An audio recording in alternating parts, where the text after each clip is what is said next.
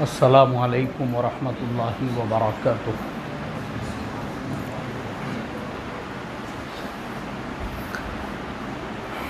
भाई साथी ऐसा थोड़ा सा करीब करीब आ जाओ, सामने के भी साथी थोड़ा ऐसा आप आगे बढ़ जाओ। माशाअल्लाह माशाअल्लाह माशाअल्लाह। भाई देखो, ये हमारा मिलना, ये हमारा जुड़ना, ये हमारा जमना, ऐसा आ जाओ, सामने भी आ जाओ कुछ साथी जी। माशाअल्लाह माशाअल्लाह। ये सब जो है ये अल्लाह की निस्बत पर है, इसलिए थोड़ा सा हम जम के बैठे, थोड़ा जुड़ के बैठे। आओ बेटा इधर आ जाओ, करीब आ जाओ, आ जाओ। माशाअल्लाह।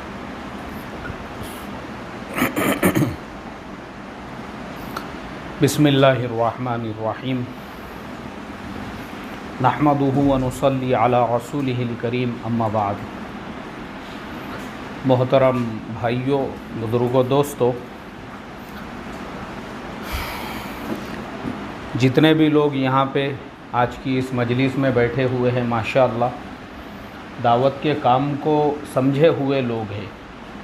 नए लोग तो बहुत कम हैं, बाकी तो तमाम ही जो लोग हैं अल्लाह के रास्ते में जाने वाले, आने वाले, निकलने वाले, क़ुरबानियाँ देने वाले, मुजाहिदा करने वाले, माशाअल्लाह कई साथी ऐसे हैं जिनके 2-2 मरतबा 4-4 महीने लगे हुए हैं, और बहुत सारे ऐसे हैं माशाअल्लाह जिनके कई चिल्ले लगे हुए हैं। तो ये जो मजमा है और जो साथी यहाँ पे बैठे हुए हैं माशाअल्लाह काम को समझे हुए हैं। अल्लाह ताला ने दावत का काम जो है समझाया हुआ है, और दावत के काम के एतबार से क़ुरबानियाँ देने वाले हैं। अब देखो, इसमें अल्लाह ने हमको इस बाबरकत और मुबारक मेहनत के लिए जो कबूल किया है, असल में ये इतनी बड़ी मेहनत है, इतनी बाबरकत मेहनत है, इतनी जो है ये मुबारक मेहनत है। इस मेहनत के मिलने पर तो हमने 2 रकात रोज़ाना शुक्राना नमाज़ पढ़ना चाहिए। क्या है अल्लाह, तूने हमको ऐसी बाबरकत दावत वाली मेहनत अता फरमाई है। ये मामूली काम नहीं है, ये कोई छोटा सा काम नहीं है, ये बहुत ऊंचा काम है। ये बहुत ऊंची मेहनत है। ये जो मेहनत है, इसके लिए अल्लाह ने जो हमको कबूल किया है, ये नबियों वाला काम है, सहाबा वाला काम है, ताबिईन वाला काम है। यानी ये वो काम है जिसकी ज़िम्मेदारी अल्लाह के नबी सल्लल्लाहु अलैहि वसल्लम अपने आखिरी खुतबे में सहाबा इकराम को देकर गए थे, और ये कहा था कि मेरी जो बात है, जो यहाँ मौजूद नहीं है, उन लोगों तक पहुँचाना अब ये तुम्हारी ज़िम्मेदारी है। और सहाबा ने उसको अब पूरा किया। सहाबा ने क्या किया भाई? उसको पूरा किया, उसको अदा किया। वो ज़िम्मेदारी अल्लाह तबारक व तआला ने हमको अता फरमाई है। तो इसके मिलने पर हमने अल्लाह तबारक व तआला का रोज़ाना 2 रकात नमाज शुक्राना पढ़कर जो है शुक्र अदा करना चाहिए कि अय अल्लाह, मेरे गाँव में, मेरे बस्ती में, मेरे अपने मकाम पर, मेरे अपने मोहल्ले में मेरे जैसे लोगों की कमी नहीं है। उन तमाम में से तूने मुझे कबूल किया। इस बाबरकत मेहनत के लिए ये तेरा मेरे ऊपर करम हुआ। किसका करम हुआ भाई? ये बोलो भाई। अल्लाह का करम हुआ ये हमारे ऊपर। अल्लाह ने हमको इस बाबरकत मेहनत के लिए कबूल किया। मुझे आप बताइए, क्या हमारे गाँव में, हमारे बस्ती में, हमारे अपने शहर में, हमारे अपने इलाके में लोगों की कमी है क्या भाई? है, कमी है लोगों की। आप थोड़ा सा अगर अपने महल्ले में ही निकल जाओ, रोड पे निकल जाओ, हाईवे के करीब बस स्टैंड के एरिया में पहुंच जाओ, आपको 50 होटलें ऐसी मिलेंगी जहां पे लोगों की ज़िंदगियां निकल गई है। उनके मिनट और घंटे और दिन नहीं निकले, बल्कि क्या निकल गई? उनकी ज़िंदगियां निकल गई। उनकी पहचान बनी हुई है कि भाई फुलाने साहब आपको मिलेंगे तो कहाँ मिलेंगे? फुलानी होटल में मिलेंगे, क्योंकि वो वहीं बैठते हैं, वहीं पे उनकी बैठक है। ज़िंदगियां निकल गई। तो कमी नहीं है लोगों की। जिनके पास में जो है, जो हमारे जैसे हज़ारों लोग जो है आज उनकी ज़िंदगी होटलों में गुज़र रही है, चबूतरों पे गुज़र रही है और बैठकों के अंदर गुज़र रही है। और फिर माल वालों की भी कमी नहीं है, पैसा खर्च करने वालों की, कि अल्लाह तबारक व तआला ने बेशुमार माल और दौलत अता फरमाया है, लेकिन उनकी जो दौलत है, उनका जो माल है, वो कहाँ पे खर्च हो रहा है? दुनिया के दिखावे पे खर्च हो रहा है, दुनिया की फजूलियात पे खर्च हो रहा है। लेकिन हम खुश नसीब है कि अल्लाह ने हमारे वक्त को भी कबूल किया और हमारे माल को भी कबूल किया, वक्त को भी कबूल किया। हमारे जैसे लोगों की कमी नहीं है, लेकिन अल्लाह ताला ने हमको चुना, उन सब में से, हमारे बस्तियों में से हमको चुना, हमारे अपने गाँवों में से हमको चुना, अपने महल्लों में से हमको चुना, और चुनकर अल्लाह तबारक व तआला ने नबियों वाली इस बाबरकत और मुबारक मेहनत के लिए हमको कबूल किया, और हमारे माल को इस मेहनत के लिए कबूल किया। वरना उम्मत का माल कहाँ लग रहा है? उम्मत का माल जो है जहाँ नहीं लगना चाहिए था, वहाँ पे उम्मत का माल लग रहा है। लेकिन हमारे माल को अल्लाह तबारक व तआला ने इस बाबरकत मेहनत के लिए कबूल किया। तो इसमें हमारा कोई कमाल नहीं है। हमारा कोई कमाल है भाई? हमारा कोई कमाल नहीं है, बल्कि ये अल्लाह का करम हुआ, अल्लाह का फजल हुआ, अल्लाह का एहसान हुआ कि उसने हमको कबूल किया। किसका करम हुआ भाई? अल्लाह का। फ़ज़ाइल नमाज के अंदर एक वाक़िया तालीम के अंदर पढ़ते होंगे हम लोग, अक्सर पढ़ते रहते हैं वो वाक़िया, आप लोगों ने भी बारहा सुने होंगे। हज़रत अता इब्ने अबी रबाह रहमतुल्लाह अलैह, उन्होंने एक बांदी ख़रीदी, और वो बांदी जो है तहज्जुद की नमाज के लिए उठी। अब बांदी किसे कहते हैं, पहले बांदी को समझ लो। बांदी बीवी के हुक्म में होती है। बांदी किसके हुक्म में होती है भाई? बीवी के हुक्म में। यानी वो बांदी से जो पैदा होने वाली औलाद है, वो औलाद उसी की औलाद, यानी उसी की औलाद कहलाई जाती है, और उसी का उसको नाम दिया जाता है जो उस बांदी का क्या है? मालिक है, जो उसका आका है, जिसने उसको ख़रीदा है। उससे अब जो भी औलाद पैदा होंगी वो शरई एतबार से उसकी औलाद होंगी वो। तो वो जो बांदी हज़रत अता इब्ने अबी रबाह रहमतुल्लाह अलैह ने ख़रीदी, वो बांदी तहज्जुद के लिए उठी, और उठने के बाद जो है उस बांदी ने दुआ की और कहने लगी, ऐ अल्लाह, तुझे मुझसे जो मोहब्बत है उस मोहब्बत का वास्ता मेरा फ़ुलाना फ़ुलाना काम कर दो। तो हज़रत अता रहमतुल्लाह अलैह जो बिस्तर के ऊपर लेटे हुए थे उठ के बैठ गए, और बैठने के बाद उस बांदी से मुखातब हुए और उस बांदी से कहा, बोले, ऐ अल्लाह की बंदी, अल्लाह ताला से ऐसे नहीं कहते हैं कि ऐ अल्लाह, तुझे मुझसे जो मोहब्बत है उस मोहब्बत का वास्ता, बल्कि अल्लाह से यूँ कहते हैं कि ऐ अल्लाह, मुझे तुझसे जो मोहब्बत है उस मोहब्बत का वास्ता मेरा फ़ुलाना फ़ुलाना काम कर दे। अब देखो हज़रत अता रहमतुल्लाह अलैह, जिन्होंने उस बांदी को टोका, जिन्होंने उस बांदी से कहा, वो हज़रत अता रहमतुल्लाह अलैह भी कोई मामूली इंसान नहीं थे। हमने सिर्फ फ़ज़ाइल अमाल में उनके वाक़ियात सुने हुए हैं। ये फ़ज़ाइल अमाल में जितने बुज़ुर्गों के नाम हम सुनते हैं ना, हसन बसरी रहमतुल्लाह अलैह, मोहम्मद इब्ने सिमाक, मोहम्मद इब्ने मुनकदिर, मुजाहिद, और मोहम्मद इब्ने सीरीन, और इसी तरह से जो है ये सईद इब्ने जुबैर, और ये जिनका मैं आपको वाक़िया सुना रहा हूँ हज़रत अता इब्ने अबी रबाह, ऐसे बहुत सारे बुज़ुर्गों के वाक़ियात हैं। हम लोगों को ऐसा लगता है, हम जब ऐसे वाक़ियात सुनते हैं कि भाई ये लोग तो दुनिया से बिल्कुल गाफिल होंगे, तस्बीह लेके घर में बैठे हुए रहते होंगे, तिलावत करते होंगे, या बस 24 घंटे जो है इनका यही मामूल होता होगा। ऐसा नहीं था। ये लोग अपने वक्त के बड़े बड़े अल्लाह वाले थे, अपने वक्त के बड़े बड़े उलामा थे, ये बड़े बड़े मुहद्दिसीन थे, ये मुफस्सिरीन थे, ये अपने वक्त के फ़क़ीह थे। ये लोग वो थे जिनके शागिर्दों की तादाद आपको हज़ारों में मिलेंगी। कितनों में मिलेंगी भाई? ये जो हज़रत अता जिनकी मैं अभी जिनका वाक़या आपको सुना रहा हूँ, इनकी पैदाइश हुई थी हज़रत उमर रज़ी अल्लाह ताला अन्हु के ज़माने में, और इन्होंने सहाबा का ज़माना देखा और हज़रत अब्दुल्ला इब्न अब्बास रज़ी अल्लाह अन्हुमा के ये शागिर्द थे। सहाबा से इन्होंने तालीम हासिल की हुई थी। ये जितने भी ये सब ताबीईन है, ये हसन बसरी, मोहम्मद इब्न मुनकदिर, मोहम्मद इब्न सिमाक और मोहम्मद इब्न सीरीन और सईद इब्न जुबैर, ये तमाम जिनके वाक़यात हम लोग पढ़ते हैं, ये सब कौन हैं? ये ताबीईन है। इन्होंने सब ने सहाबा इकराम से जो है तालीम और तरबियत हासिल की हुई थी। तो जिन हज़रत अता इब्न अबी रबाह जिन्होंने उस बांदी को टोका, अब वो टोकने वाले कोई मामूली इंसान नहीं थे, आम आदमी नहीं थे वो कि उन्होंने बांदी को टोक दिया होगा, बल्कि वो भी अपने वक्त के कौन थे भाई? बहुत बड़े आलिम थे, अपने वक्त के अल्लामा थे और उस्ताजुल असातिज़ा थे, यानी उनके शागिर्दों के शागिर्दों में बाद में इमाम बुखारी रहमतुल्लाह अलैहि जैसे लोग पैदा हुए।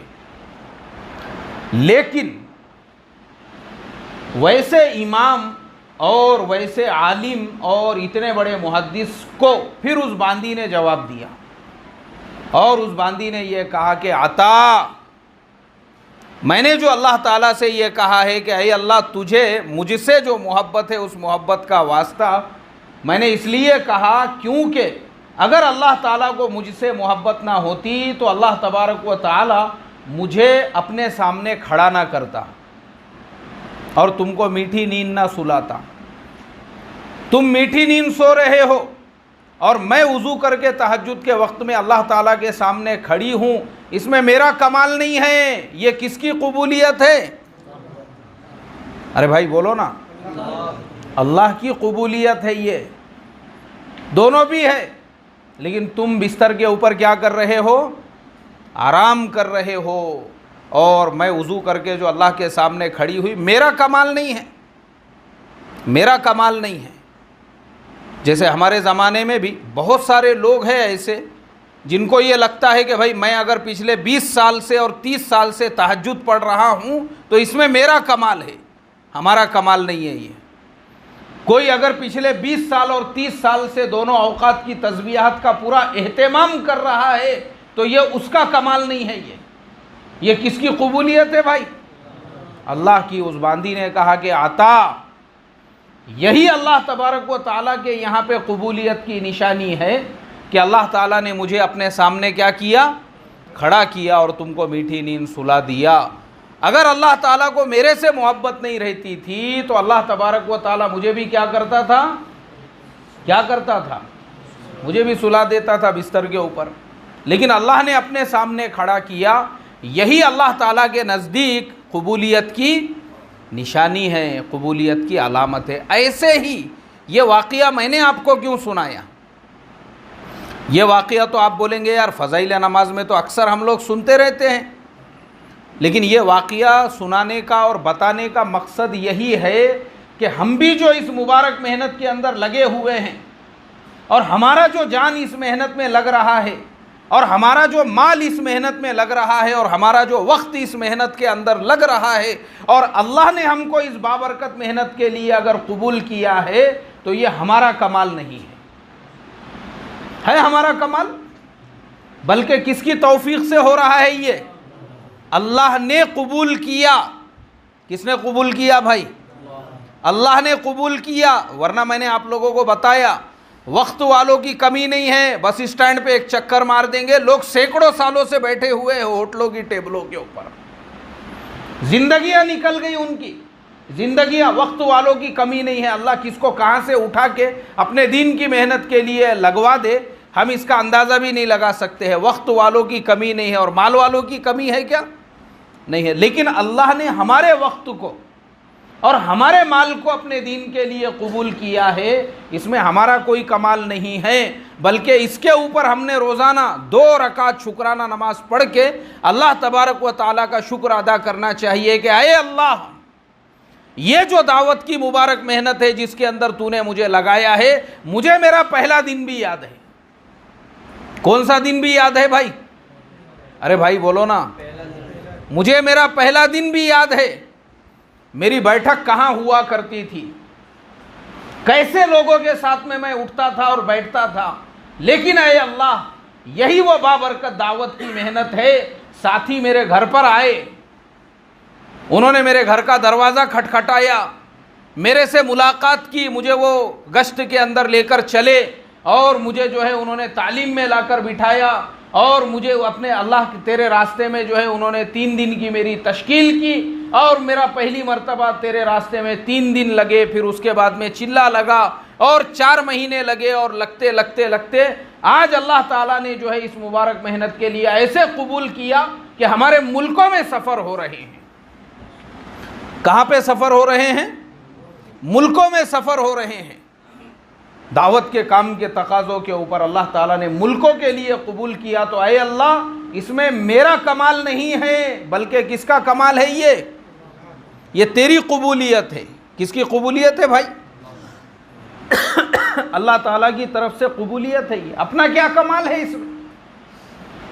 अपने को अपना पहला दिन याद करने का कि पहले दिन मैं किस कंडीशन में था जब अल्लाह ताला ने इस दावत की बाबरकत और मुबारक मेहनत के साथ में जोड़ा। अगर दिल में कभी भी ये ख्याल आ जाए कि भाई मैं तो अब अकाबिर बन गया हूँ, अक्सर होता है ना आदमी के ऐसा, हाँ, इंसान के दिल में ये ख्याल आता है कि भाई मैं तो अकाबिर बन गया हूँ, अब मैं तो बुजुर्ग बन गया हूँ, मुझे क्या है अभी, मुझे तो गश्त की ज़रूरत नहीं है, मुझे तो तालीम की ज़रूरत नहीं है, मुझे तो बैठने की। ये ख्याल जिस दिन भी इंसान के दिल के अंदर आ जाए उस दिन उसने अपने पहले दिन को याद करना। कौन से दिन को याद करना?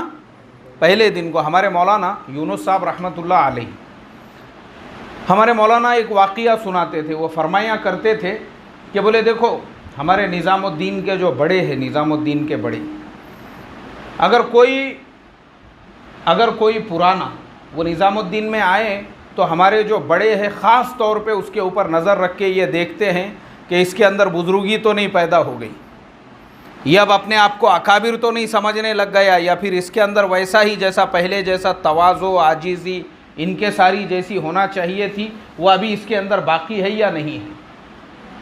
और हमारे बड़ों में आप देखो, हमारे जो बड़े थे, हमारे जो अकाबिर थे, उन लोगों के अंदर कैसा आजीज़ी, कैसी उनके अंदर आजीज़ी थी, कैसी इनके सारी थी। यानी दावत के काम के अंदर उन्होंने अपनी ज़िंदगियां झोंक दी, लेकिन कभी उनके अंदर ये एहसास नहीं पैदा हुआ कि हमने काम पर एहसान किया है, बल्कि हमेशा ये एहसास रहता था कि इस काम का हमारे ऊपर एहसान है, जिसकी बरकत से अल्लाह तबारक व तआला ने इस मुबारक मेहनत की बरकत से पूरी दुनिया में हमारे से काम के लिए हमको कबूल किया है।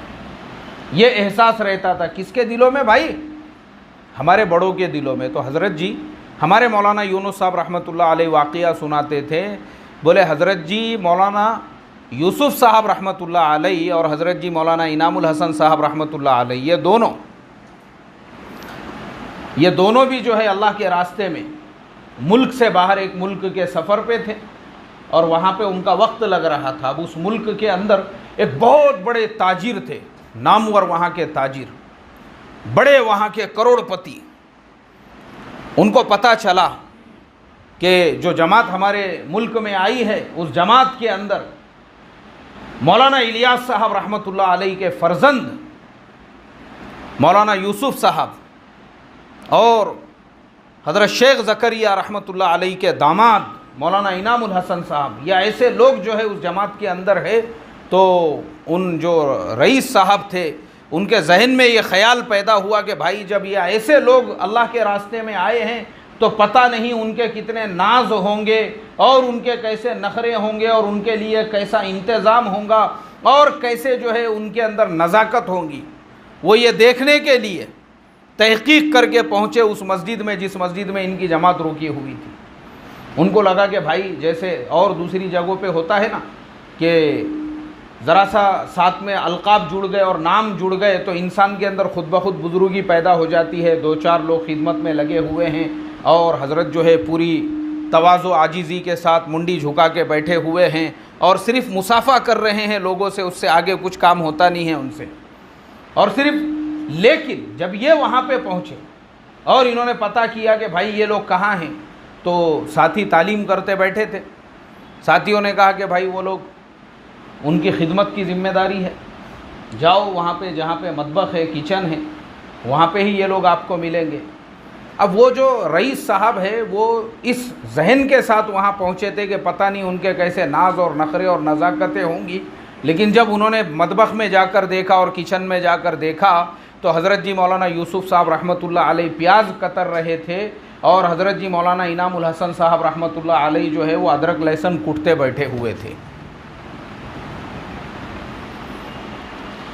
देखो अल्लाह ताला जो काम के लिए कबूल करता है ना, इस एहसास के बाद कि अय अल्लाह इस काम के ऊपर मेरा एहसान नहीं है बल्कि काम का मेरे ऊपर एहसान है, जो इस काम के लिए अल्लाह ताला ने मुझे क्या किया भाई, अरे भाई बोलो ना, कबूल किया। कबूल हमने किसका शुक्र, इसीलिए मैंने कहा 2 रकात शुक्राना हमने रोज़ाना इस मेहनत के मिलने पर पढ़ना चाहिए कि अय अल्लाह तूने दावत के काम के जैसा काम हमको अता फरमाया, इसलिए कि ये मामूली काम नहीं है, ये वही मेहनत है, ये वही काम है जो अल्लाह के नबी सल्लल्लाहु अलैहि वसल्लम की जो बशारत है उसको अल्लाह ताला इसी काम के ज़रिए से पूरा करेगा। जो आपने अपनी बेटी से कहा था कि बेटी गम मत कर, तेरे वालिद का लाया हुआ ये दीन दुनिया के हर कच्चे और पक्के मकान में पहुँच कर रहेगा।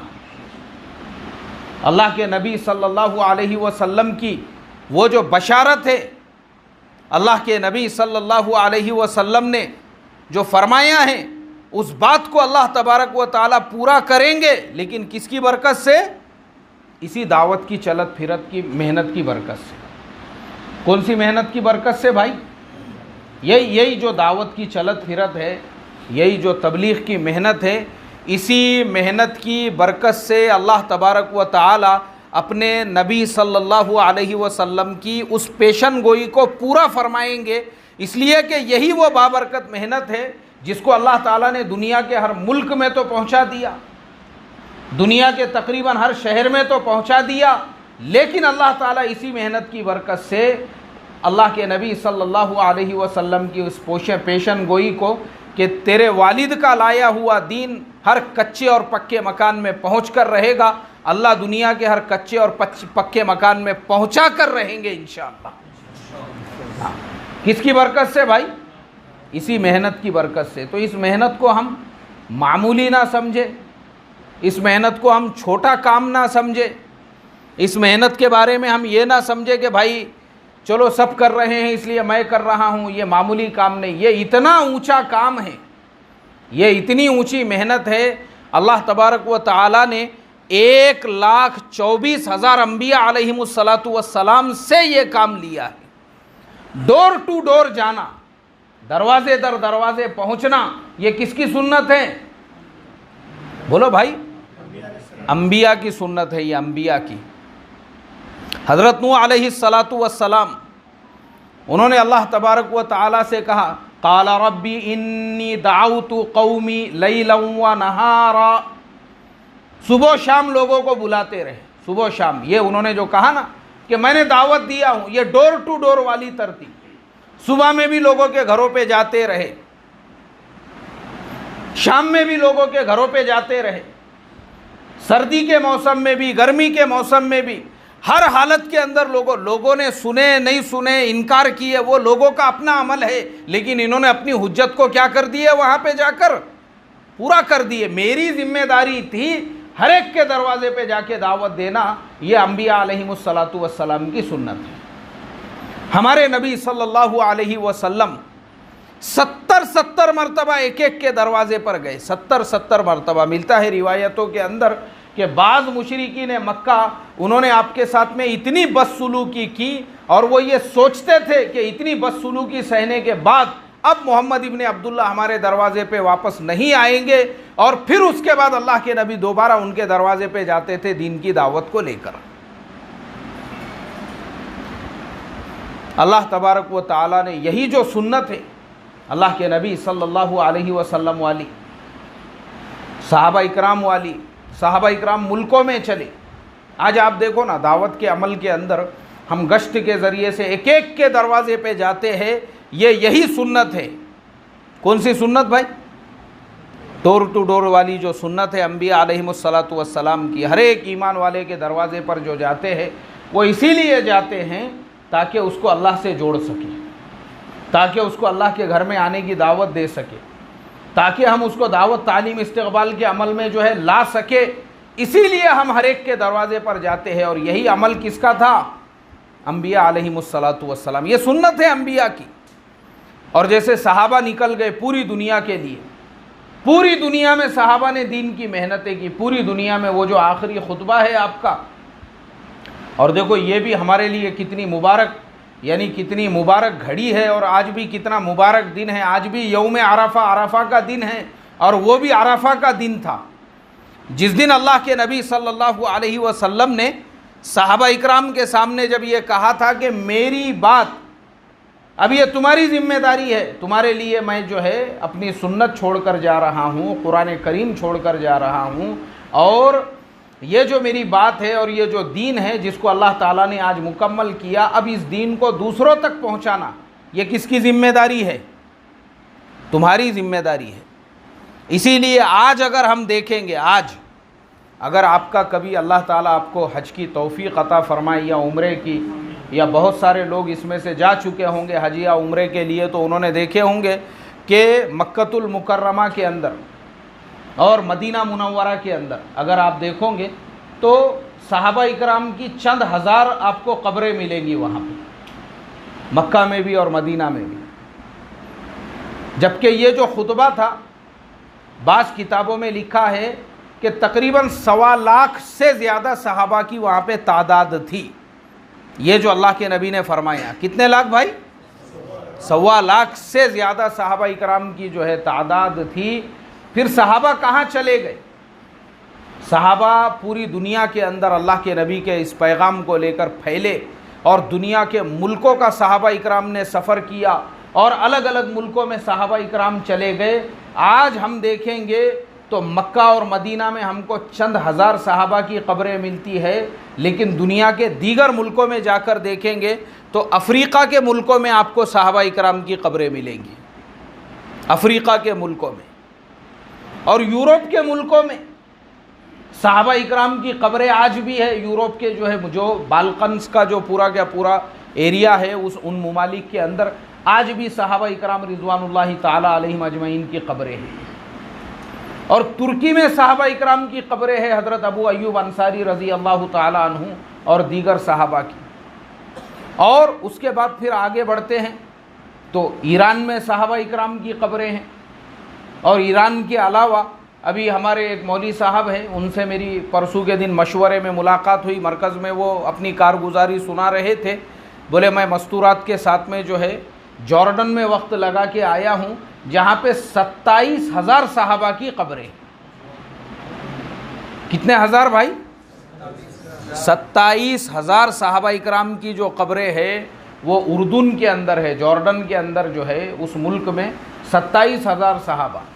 उसके अड़ोस पड़ोस में मिस्र में सहाबा इकराम की कब्रें, मुल्क शाम में सहाबा इकराम की कब्रें, लेबनान में सहाबा इकराम की कब्रें, फ़लस्तीन और ये जितने ममालिक है वहाँ सहाबा इकराम की कब्रें। अरब मुल्कों में तो है ही, उसके अलावा अगर हम आगे बढ़ते हैं और हमारे एशिया के जो दीगर ममालिक हैं, इन मुल्कों के अंदर अगर हम देखेंगे तो किर्गिज़स्तान है, ताजिकिस्तान है, उज़्बेकिस्तान है, तुर्कमेनिस्तान है, कज़ाकिस्तान है, ये सारे मुल्कों में हमको सहाबा इकराम की कब्रें मिलती हैं। और सिर्फ़ इन मुल्कों में नहीं, बल्कि सहाबा इकराम अल्लाह के दीन की दावत को लेकर चाइना तक पहुँच गए।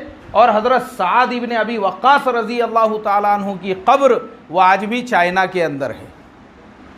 कहाँ पर है भाई? चाइना में है। और हज़रत साद इब्न अबी वक्कास रज़ी अल्लाह ताला अन्हु जलीलुल क़दर सहाबा इकराम में से थे।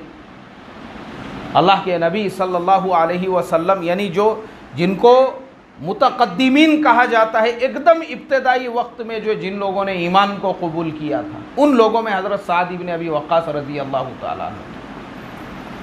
और वो हज़रत साद इब्न अबी वक्कास रज़ी अल्लाह ताला अन्हु आज कहाँ पे आराम कर रहे हैं? चाइना के अंदर। क्यों? इसलिए कि हज़रत उस्मान गनी रज़ी अल्लाह ताला अन्हु के ज़माने में जब सहाबा इकराम ये दावत की मेहनत को लेकर पूरी दुनिया के अंदर फैल गए, अफ़रीक़ा में जो है हज़रत उमर फ़ारूक रज़ी अल्लाह ताला अन्हु के ज़माने में ही अफ़रीक़ा ईमान में दाखिल हो चुका था, लेकिन हज़रत उस्मान गनी रज़ी अल्लाह ताला अन्हु के ज़माने में उनके सामने ये मसला आया कि ये नए नए इलाके जो ईमान में दाखिल हो रहे हैं, ये पूरा जो इलाका है ना, इसको खुरासान कहते थे, आज जिसको हम उज़्बेकिस्तान, ताजिकिस्तान, किर्गिज़िस्तान और कज़ाकिस्तान वगैरह कहते हैं, ये पूरे इलाके को उस ज़माने में खुरासान कहते थे। और ये सारे ममालिक के अंदर नए नए लोग ईमान में दाखिल हो रहे थे, तो इनको कुरान करीम अब कैसे सिखाया जाए, कौन इनको बताएगा? तो हज़रत अबू बकर सिद्दीक़ रज़ी अल्लाह ताला अन्हु के ज़माने में कुरान करीम जो है उन्होंने उसको एक जगह जमा कर दिया। हज़रत अबू बकर फ़ज़ाइल हिकायत सहाबा के अंदर आपको ये वाक़या मिलेगा कुरान करीम के जमा करने का जो वाक़या है कि किस तरह से सहाबा इकराम जो है जिनको ये ज़िम्मेदारी दी गई थी वो कैसे डरते थे। हज़रत ज़ैद इब्न साबित रज़ी अल्लाह ताला अन्हु को आपने ज़िम्मेदार बनाया और एक जमात जो उनके साथ थी कि कहीं एकादा ज़बर ज़ेर ऊपर नीचे ना हो जाए। वो जो कुरान करीम था हज़रत अबू बकर सिद्दीक़ रज़ी अल्लाह ताला अन्हु के ज़माने में जो एक जगह पे पूरा जमा किया गया, तो हज़रत उस्मान गनी रज़ी अल्लाह ताला अन्हु ने उसकी सैकड़ों कापियाँ बनाई, उसकी जो है अलग अलग उसकी कॉपियाँ, क्योंकि अलग अलग मुल्कों के अंदर भेजने के लिए तो ये सारे इलाक़ों के अंदर कुरान करीम के नुस्खे जो है वो भेजे गए। और उन्हीं में से एक नुस्खा हज़रत साद इब्न अबी वक्कास रज़ी अल्लाह ताला अन्हु के हाथों में देकर चाइना के बादशाह के पास में भिजवाया कि जाओ इसको चीन के बादशाह को जो है ले जा कर दो। हज़रत साद इब्न अबी वक्कास रज़ी अल्लाह ताला अन्हु वहाँ पे पहुँचे, उसी को अपने लिए जो है दावत का मरकज़ बनाया। और मरकज़ बनाने के बाद आज भी अगर हम देखेंगे तो चाइना में करोड़ों मुसलमान आबाद हैं, करोड़ों मुसलमान।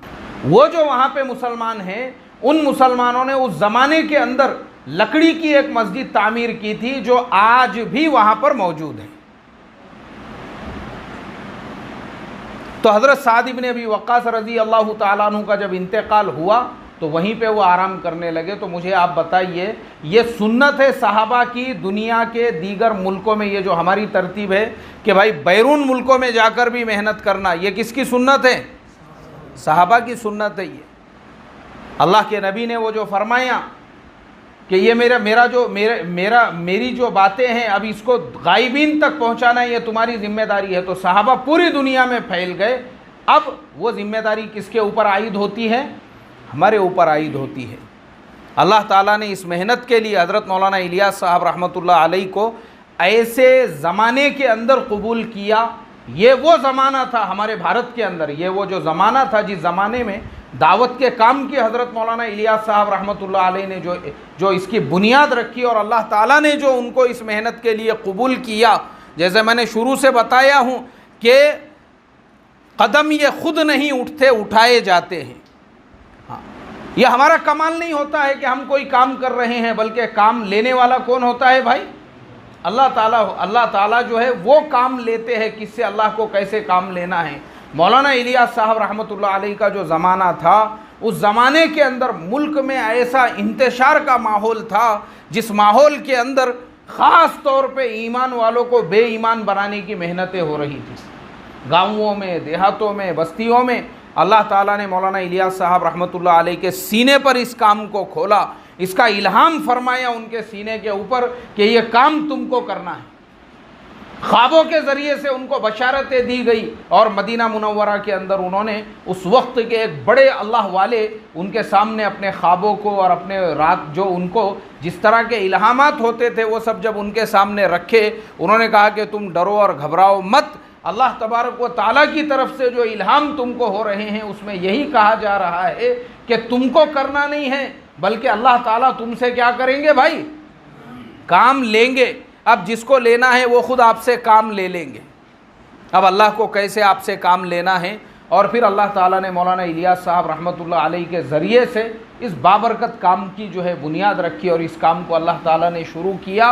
वरना मोहतरम दोस्तों, ये काम अगर शुरू नहीं होता था, आज पूरी दुनिया में अगर हम देखेंगे ना तो मुसलमानों की आबादी 200 करोड़ से ज़्यादा है। कितने करोड़ से ज़्यादा है? 200 करोड़ से ज़्यादा है।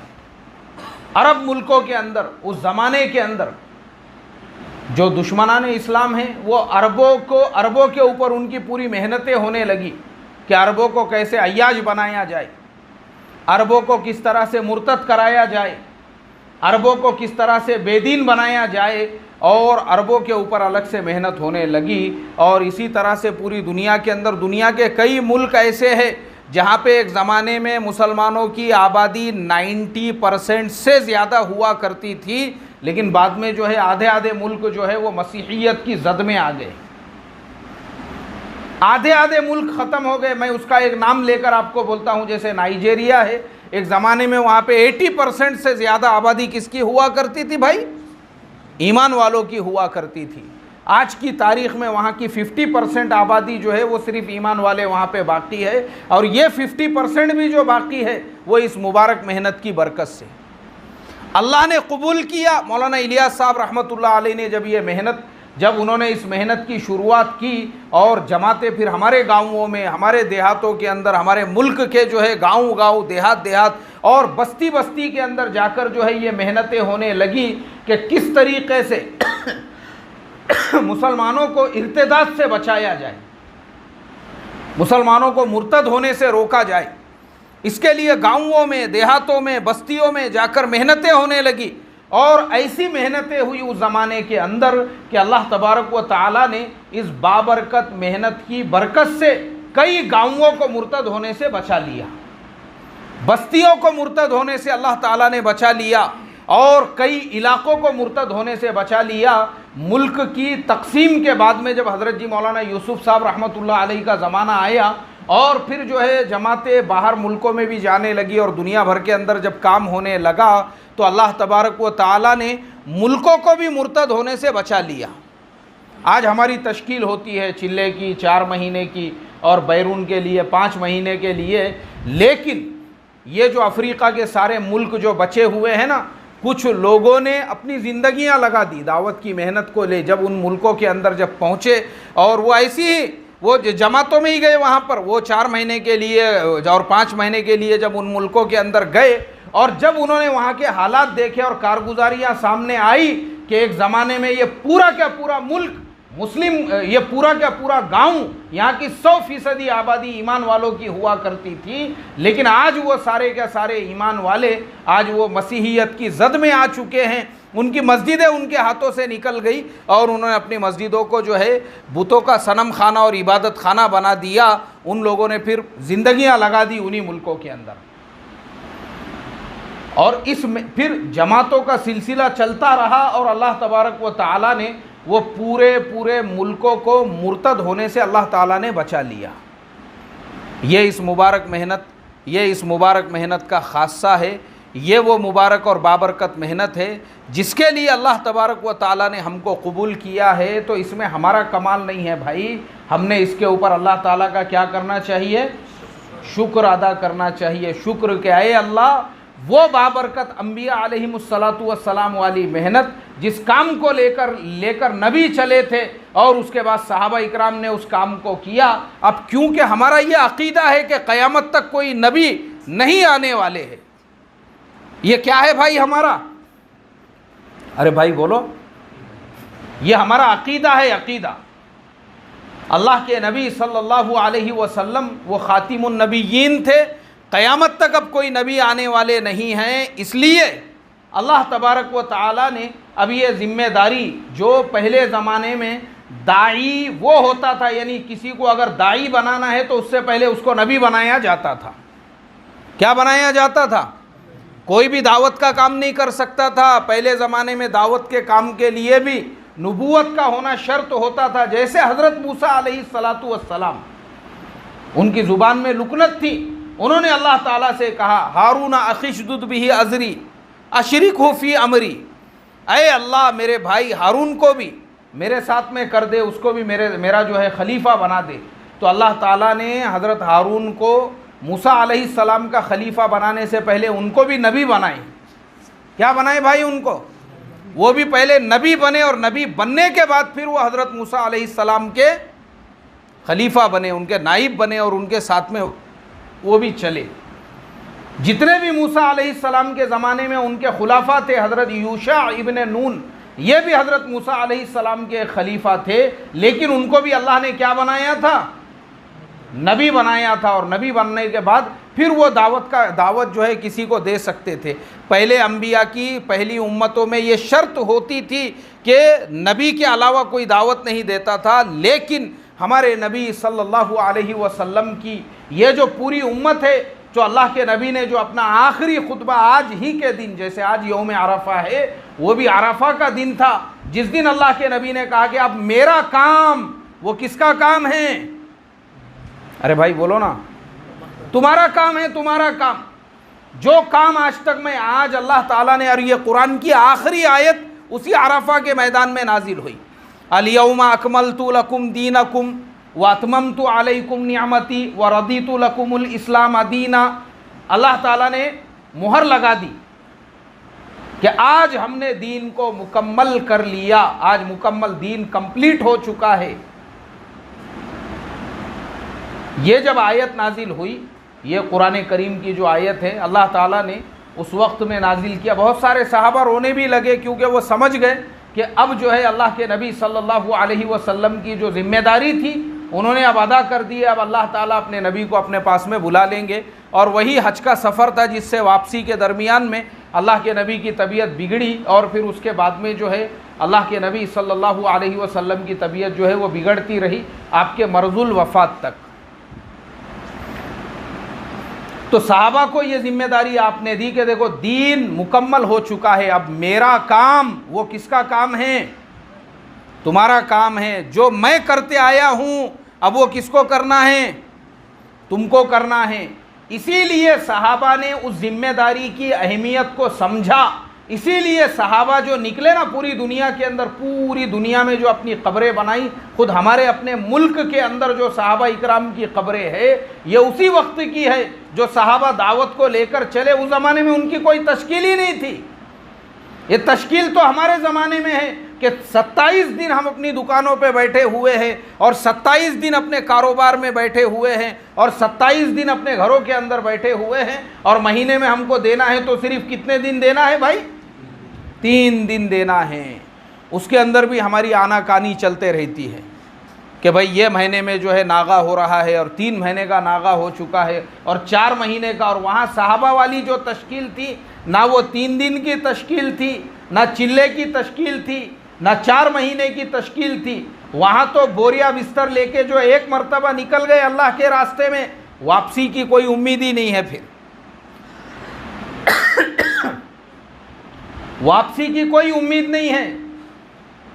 एक मर्तबा जो निकल गए, अब उसके बाद में जो है जो सफ़र चल रहा है, तो सहाबा अपनी कब्रें बना रहे हैं। जैसे मैंने अभी बताया कि वो जो जमात जाकर आई जॉर्डन और उर्दून को, तो वो ज़िम्मेदार मुझे बताने लगे, बोले वहाँ पे 27,000 सहाबा की कब्रें। कितने हज़ार सहाबा की? बस अब निकल गए, अब रास्ते में ही कब्र बनाना है और मुल्कों को दावत देते चलना है। इसीलिए अल्लाह ताला ने सहाबा इकराम से जो पूरी दुनिया में काम लिया, पूरी दुनिया में, क्योंकि अल्लाह के नबी के काम को उन्होंने किसका काम समझ लिया था? अरे भाई बोलो ना, अपना काम समझा था उन्होंने, अपना काम। क्योंकि अल्लाह के नबी से वैसी बेइंतहा जो है वो मोहब्बत करते थे, अल्लाह के नबी से वैसी बेशुमार उनको मोहब्बत थी, और अल्लाह के नबी के एक हुक्म पर अपनी जान देने के लिए वो तैयार रहते थे। तो सहाबा ने जब सुना कि भाई अब अल्लाह के नबी का जो काम है वो अपना काम है, तो अपना काम समझकर सहाबा इकराम जो है वो भी अपने, उनके भी घर थे, उनके घरों पे भी माशाअल्लाह बेहतरीन तरीके के आराम थे। उनके घर भी जो है हमारे मकानों से ज़्यादा आलीशान मकानात थे उस वक्त में। मदीना और मक्का के अंदर ऐसा नहीं है कि उनके पास में मकानात नहीं थे। आज भी अरब के अंदर ऐसे पुराने पुराने मकानात आपको मिलेंगे जो 1000-1000, 2-2 साल पुराने मकानात हैं, जिन मकानात की बनावट ऐसी है कि गर्मी बाहर चाहे कितनी भी शिद्दत की हो, वो मकानात में आपको एकदम ऐसा आराम और ठंडक महसूस होती है। ऐसे उनके भी मकानात थे। गुलाम और बांदियों की फौजें थी उनके पास में भी। पढ़ते हैं ना हम लोग फ़ज़ाइल अमाल में, हिकायत सहाबा में, हज़रत अब्दुल्लाह इब्न रवाहा ने जंग मौता के वक्त में अपने आप को समझाया, अपने आप को समझाया, अपने आप को, अपने आप की तश्कील की उन्होंने, और अपने आप को ये कहा क्या ये दिल खुशी से उतर या फिर नागवारी से उतर, तुझे तो उतरना पड़ेगा। किस चीज़ की वजह से तू रुका हुआ है? अगर बागात थे, ज़मींदार लोग थे वो, उनके पास भी बड़े बड़े बागात थे, अगर बागात का ख्याल है तो उसको सदका कर दिए, माल और दौलत का ख्याल है तो उसको सदका कर दिए, बीवियों का अगर ख्याल है तो उन्होंने अपनी बीवियों को वहीं पे जो है आज़ाद कर दिया, बांदियों को आज़ाद कर दिया। तो सहाबा जो है वो कोई ऐसा नहीं था कि उनके पास में कुछ नहीं था। अरे अल्लाह ताला ने हर एतबार से सहाबा को जो अल्लाह ने अता किया था ना, हम सोच भी नहीं सकते आज के ज़माने में दुनिया में सहाबा के लेवल का। हज़रत अब्दुर्रहमान इब्न औफ रज़ी अल्लाह ताला अन्हु जो उन्होंने अपनी मीरास छोड़े थे दुनिया के अंदर, वो लेवल का आज कोई आपको मिलेनियर नहीं मिलेगा दुनिया के अंदर। ऐसा अल्लाह ताला ने सहाबा को नवाजा था। लेकिन ये सब बाजू को जब दीन का तकाजा आ गया, तो कौन सा तकाजा आ गया भाई? जब दीन का तकाजा आया और अल्लाह के नबी ने कहा कि ये अब तुम्हारी जिम्मेदारी है, तो सहाबा ने अपने वैसे महल छोड़ दिए, सहाबा ने अपने वैसे बागात छोड़ दिए, सहाबा ने उनकी कुर्बानियाँ दी और फिर अल्लाह के दीन की मेहनत के लिए सहाबा इकराम दुनिया के मुल्कों के अंदर जो है रवाना हो गए। और अल्लाह ताला ने वो उन्हीं सहाबा की बरकत है कि मैं और आप भी आज इस मस्जिद के अंदर बैठे हुए हैं। उस वक्त में अगर सहाबा कुर्बानियाँ नहीं देते, सहाबा अपने वतन को नहीं छोड़ते, मुझे आप बताओ हमारे इस मुल्क में कलीमे की मेहनत पहुँचती थी क्या भाई? हाँ भाई, नहीं पहुँचती थी। तो इसके लिए आज के ज़माने में वो जो सहाबा वाली मेहनत थी, अल्लाह ताला ने मौलाना इलियास साहब रहमतुल्लाह अलैह को उसके लिए कबूल किया। और मौलाना इलियास साहब रहमतुल्लाह अलैह के ज़रिए से अल्लाह ने दोबारा से इस काम को ज़िंदा किया, इस मेहनत को जो है पूरे मुल्क के अंदर और फिर पूरी दुनिया के लिए। इसीलिए अल्लाह ताला ने कबूल किया और इस मेहनत की बरकत से अल्लाह ने गाँवों की हिफाजत की, शहरों की हिफाजत की और अल्लाह ने मुल्कों की हिफाजत की। मुल्कों की किसकी हिफाजत की भाई? मुल्कों की हिफाजत की, मुल्कों की। तो इसके लिए इस काम को हम मामूली काम ना समझे, बल्कि हम ये समझकर ये बाबरकत काम में लगे रहे और इस मुबारक मेहनत के लिए तकाज़े देते रहे, इस मुबारक मेहनत के तकाज़ों पे चलते रहे कि ये जो अल्लाह ने हमको जो इस काम के लिए कबूल किया है, ये हमारा कमाल नहीं है, बल्कि अल्लाह की कबूलियत है जो अल्लाह ने इस काम के लिए हमको क्या किया भाई? कबूल किया। तो इस काम को जो है, काम ये समझ के काम नहीं करना है हमको कि काम को हमारी ज़रूरत है, बल्कि ये सोचकर हमको काम करना है कि हमको इस मेहनत की ज़रूरत है। किसको इस मेहनत की ज़रूरत है भाई?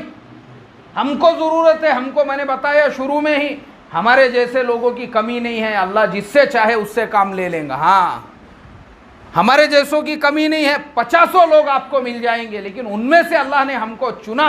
हम अपनी ज़रूरत समझकर करेंगे ना, अल्लाह पूरे आलम में हमारे से काम लेगा।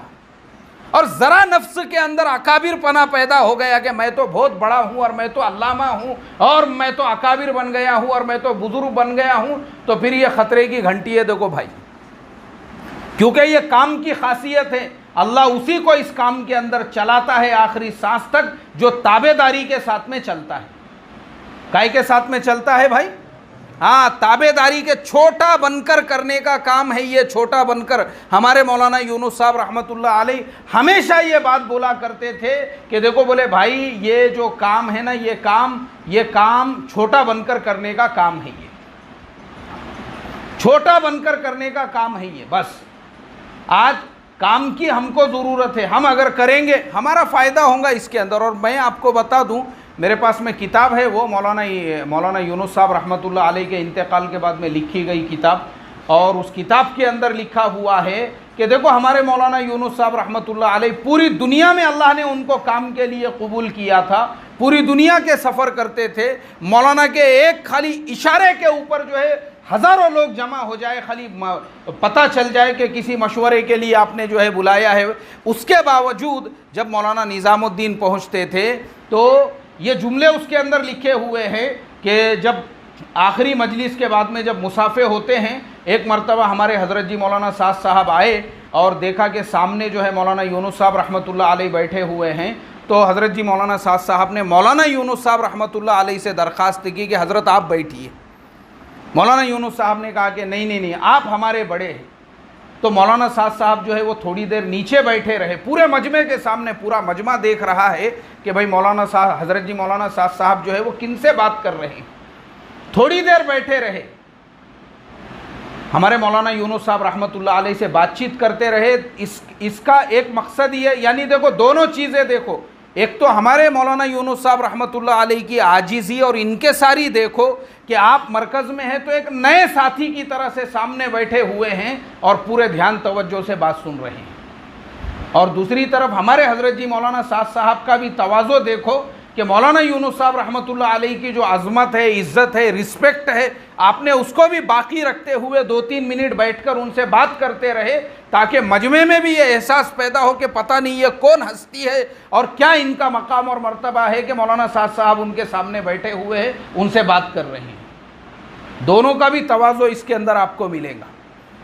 तो किताब में लिखा हुआ है, अपने आप को नया साथी, और मौलाना यूनुस साहब के बाद में अगर आज भी हम देखेंगे, चलो अभी हमारी नज़रों के सामने हैं हज़रत मौलाना मुबीन साहब दामत बरकातुहुम, अल्लाह उनकी उम्र में बरकत अता फरमाए। देखो आप अभी हमारे सामने हैं, सामने की मिसाल दे रहा हूँ मैं। अभी दो मशवरे में अगर आप कभी जाएंगे, देखना आपने, हमारे अमीर साहब जो है वो कुर्सी पे बैठे हुए हैं और एक नए साथी की तरह से हज़रत मौलाना मुबीन साहब, मैंने परसों के दिन मशवरे में देखा, मेरी आंखों में आंसू आ गए और मैं सोचने लगा, मैंने कहा ए अल्लाह, वो इंसान जिस इंसान से तू पूरी दुनिया में काम ले रहा है, पूरी दुनिया में हमारे जैसा कोई रहता और 2-4 अगर सफ़र करके आता तो मशवरे से पहले सोचता क्या ज़रूरत है मशवरे में जाने की, अपने को नए साथियों का काम है वो डायरी लेके बैठने का मशवरे में। अब अपन तो अकाबिर बन गए हुए हैं, नहीं मेरे जैसा रहता तो ऐसी सोचता था भाई। लेकिन ये हज़रत मौलाना मुबीन साहब की आप तवाज़ो देखो, तवाज़ो कि अभी जो है बाहर के सफ़र से लौटे हैं, थके हुए हैं, उसके बावजूद हफ्तेवारी जो मशवरा है वहाँ पे आप एक नए साथी की तरह से जो है एकदम सामने बैठे हुए हैं, ध्यान तवज्जो के साथ में बात सुनते हुए। अरे ये हमारे लिए चलते फिरते जो है ना, ये दर्सगाह है, ये हमारे लिए, हम जो तबलीग वाले हैं ना, अपने आप को हम चिल्ले 4 महीने हम जो लगाने वाले लोग हैं, ये हमारे मौलाना मुबीन साहब और ये ऐसे जो लोग हैं ना, ये हमारे लिए चलते फिरते मदरसे है। ये इनको देखकर हमने तवाज़ो, आजीज़ी इनके सारी सीखना चाहिए कि इन लोगों के पास अल्लाह पूरे आलम में काम ले रहा है, लेकिन उसके बावजूद अगर दाई कैसा होता है तो इनके जैसा होता है। दाई कैसा होता है भाई?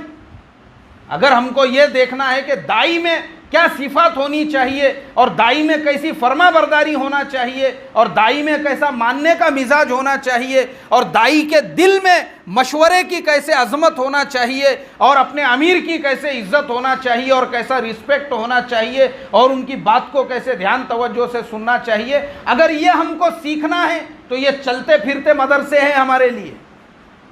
क्या है ये हमारे लिए? अरे भाई बोलो ना। हमारे सामने है मौलाना यूनुस साहब रहमतुल्लाह अलैह को तो बहुत सारों ने देखे भी नहीं होंगे, बहुत से तो पैदा भी नहीं हुए होंगे उस वक्त में जब हज़रत मौलाना का इंतकाल हुआ तो, लेकिन मौलाना तो अभी हमारे सामने है ना। हज़रत मौलाना मुबीन साहब मशवरे के अंदर एकदम ऐसी उमूमियत अल्लाह ने उनको अता फरमाई है। अल्लाह ताला उनकी उम्र में बरकत अता फरमाए, हर शर से, हर ज़रर से, हर फितन से, हर बुरी नज़र से अल्लाह ताला उनकी हिफाजत फरमाए, उनका साया हमारे सरों पे तादेर कायम और दायम रखे। अब मोहतरम दोस्तों, ये ऐसे लोगों की कुर्बानियों से हमको भी ये सबक मिलता है। आज इतने तकाज़े हमारे सामने हैं, इसलिए आज जो तकाज़े हमारे सामने हैं, जितनी भी कुर्बानी अगर हम देंगे हमारी कुर्बानी कम पड़ेंगी। आज मैंने जैसे बताया ना, सहाबा के यहाँ पे कोई तश्कील नहीं, गए ख़त्म हो गए, वही रस्तों में उन्होंने कब्रें बना दी है, लेकिन तश्कील तो आज हमारे लिए है। हमारे लिए इस काम में एक तरतीब है, हमारे बड़ों ने, हमारे बुज़ुर्गों ने, क्योंकि हम लोग कमज़ोर हैं, हमारे ईमानों में वैसी तक़वियत नहीं है, इसके लिए हमारे लिए ये तरतीब बनाई हुई है। सबसे पहले ये बताओ कि बैरून के लिए कौन कौन तैयार है? जी माशाअल्लाह। देखो भाई, सबसे पहले जो है अल्लाह बेइंतहा कबूल फरमाए। चलो बताते जाओ। हमारा काम है इरादा करना, निकालने वाली ज़ात किसकी है भाई? अल्लाह की ज़ात है निकालने वाली। बताते जाओ साथी। माशाअल्लाह अब्दुल माजिद भाई, बेइंतहा कबूल फरमाए, अल्लाह बेइंतहा कबूल फरमाए। माशाअल्लाह माशाअल्लाह माशाअल्लाह। हमारे अमीर साहब मुनीर भाई, जामा मस्जिद बड़ा कोंडवा, अल्लाह बेइंतहा कबूल फरमाए।